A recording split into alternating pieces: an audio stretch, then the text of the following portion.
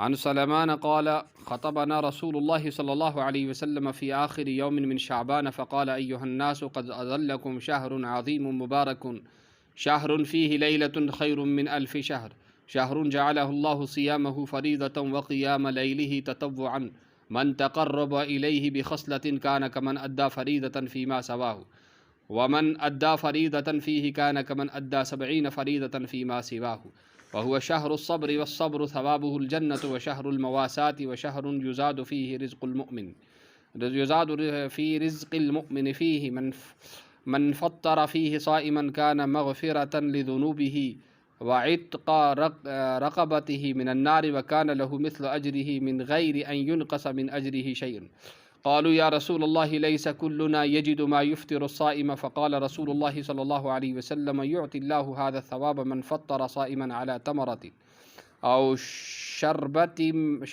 ماء أو مذقة لبن وهو شهر أوله رحمة وأوسطه مغفرة وآخره عتق من النار من خفف من مملوكه فيه شيء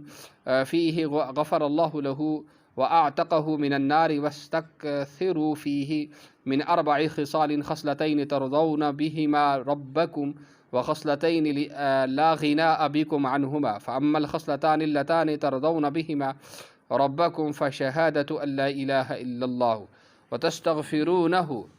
وأما الخصلتان اللتان لا غناء عنهما فتسألون الله الجنة وتعوذون به من النار ومن أسقى صائما سقى الله من حوض شربة لا يظمأ حتى يدخل الجنة رواه ابن خزيمة في صحيحه وقال إن صح الخبر ورواه البيهقي ورواه أبو الشيخ خبن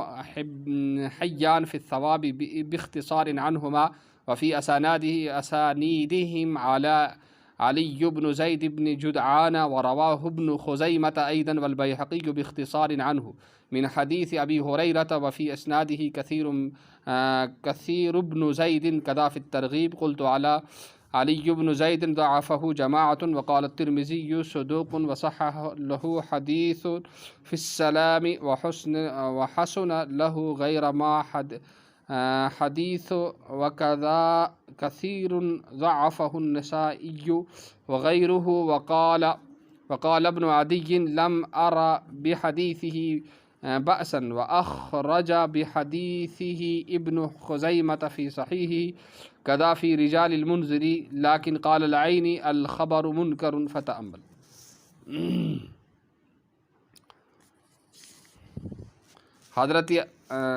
حضرت سلمان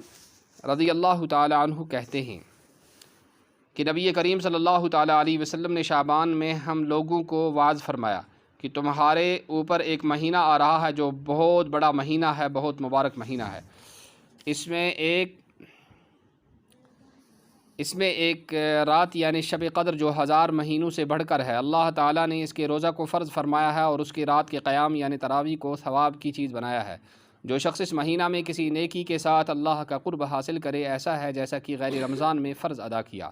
اور جو شخص اس مہینہ میں کسی فرض کو ادا کرے وہ ایسا ہے جیسا کہ غیر رمضان میں 70 فرض ادا کیے۔ یہ مہینہ صبر کا ہے اور صبر کا بدلہ جنت ہے، اور یہ مہینہ لوگوں کے ساتھ غمخواری کرنے کا ہے۔ اس مہینہ میں مومن کا رزق بڑھا دیا جاتا ہے۔ جو شخص کسی روزہ دار کو روزہ افطار کرائے اس کے لیے گناہوں کے معاف ہونے اور آگ سے خلاصی کا سبب ہوگا، اور روزہ دار کے ثواب کی مانند اس کو ثواب ہوگا، مگر اس روزہ دار کے ثواب سے کچھ کم نہیں کیا جائے گا۔ صحابہ رضوان اللہ علیہم عنہم اجمعین نے عرض کیا یا رسول اللہ صلی اللہ علیہ وسلم، ہم میں سے ہر شخص اتنی وسعت نہیں رکھتا کہ روزہ دار کو افطار کرائے، تو آپ صلی اللہ تعالیٰ علیہ وسلم نے فرمایا کہ پیٹ بھر کر کھلانے پر موقوف نہیں، یعنی یہ ثواب تو اللہ جل شانہ ایک کھجور سے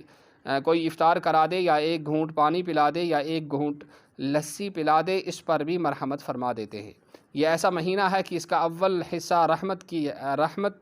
اللہ کی رحمت ہے، اور درمیانی حصہ مغفرت ہے، اور آخری حصہ آگ سے آزادی ہے۔ جو شخص اس مہینے میں ہلکا کر دے اپنے غلام یعنی خادم کے بوجھ کو، حق تعالی شانہ اس کی مغفرت فرماتے ہیں اور آگ سے آزادی فرماتے ہیں۔ اور 4 چیزوں کی اس میں کثرت رکھا کرو، جن میں سے 2 چیزیں اللہ کی رضا کے واسطے اور 2 چیزیں ایسی ہیں کہ جن سے تمہیں چارہ کار نہیں۔